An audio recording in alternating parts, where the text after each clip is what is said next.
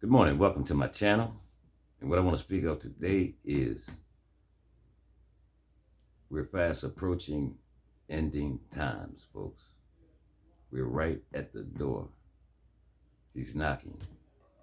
He's telling us to come to him. Come to him. The Most High is warning us. He's telling us to come to him, folks. But before I get into this, folks, I want to use copyright claim 107 for educational use only. Copyright claim 107 for educational purposes only. Fair use, folks. Yes, he's calling us. He's telling us it's time, folks, to get your houses in order. So we're going to jump right into this, folks. I want you to hear this short little clip. Listen very careful.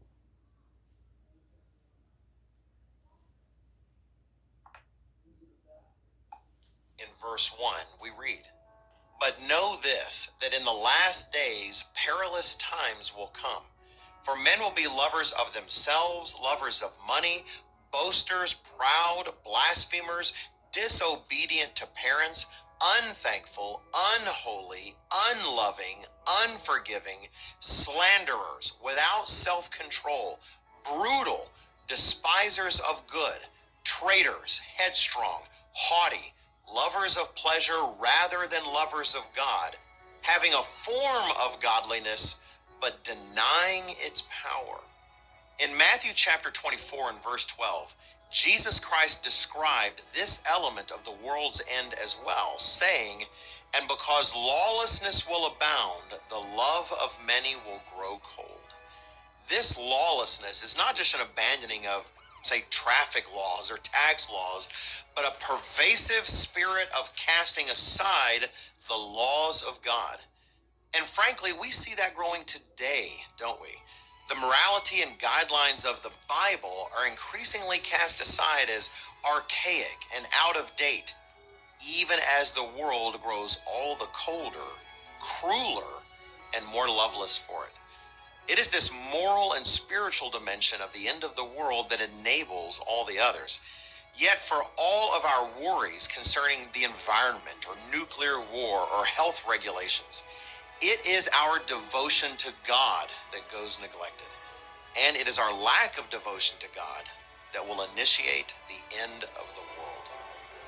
The next ingredient to the world's end is unprecedented pestilence, famine, and natural disasters. Of course, we live with these concerns in our lives today.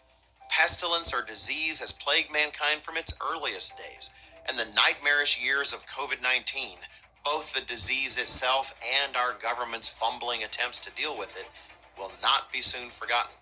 Famine has long ravaged various populations of the earth, sometimes due to weather or soil conditions, but also due to human cruelty or incompetence, such as the forced starvation of Ukrainians by the Soviet government in the early 1930s that killed millions.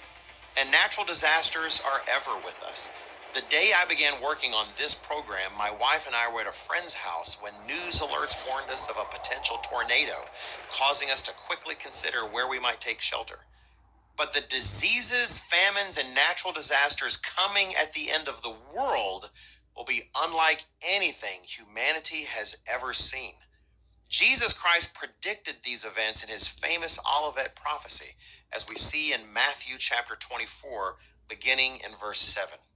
"For nation will rise against nation, and kingdom against kingdom. There will be famines, pestilences, and earthquakes in various places.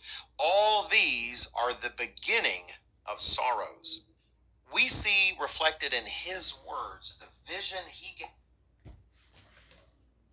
Everything that this man just said, folks, it's nothing but the truth. Everything that he spoke on, we're seeing this in this world today, folks. Yes, we're seeing everything that he spoke of. This stuff is going on right now in front of our faces, folks. Now, this should be enough to wake us up, folks. This should really be enough to wake people up. That's all I can say on this. If you like this work, stay tuned, folks. I got part 2 coming for this.